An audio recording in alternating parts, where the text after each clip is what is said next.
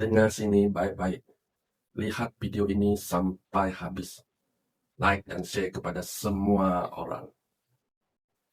Kenapa ramai orang sanggup ambil risiko buat bisnes modal yang besar? Sedangkan ada bisnes yang modal kecil, selamat dan terbukti bagi untung besar. Ramai tergoda dengan janji cepat kaya, tawaran manis, pulangan konon berlipat ganda. Las-las apa jadi? Duit hangus, harapan pun terbakar. Sebab ikut emosi, bukan ikut strategi. Tahu tak, nak berjaya ikut cara ini.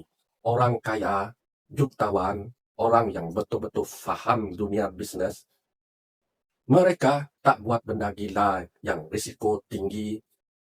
Mereka pilih bisnes yang low risk, high return.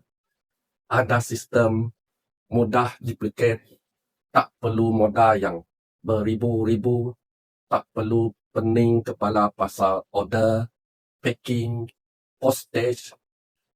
Hasil tetap meletup, progres tetap naik bulan demi bulan. Sekarang, adakah anda nak terus jadi pemerhati? Atau nak jadi pejuang, berani buat keputusan untuk ubah masa depan?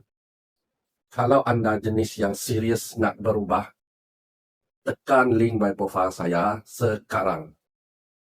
Klik link, like Tuan Othman, isi borang tu sampai habis.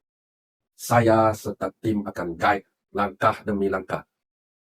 Rezeki kita usaha, kejayaan kita kejar.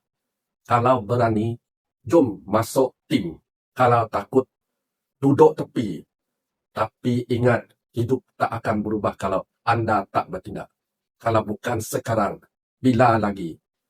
Jom kita sama-sama transform, bina legasi kejayaan.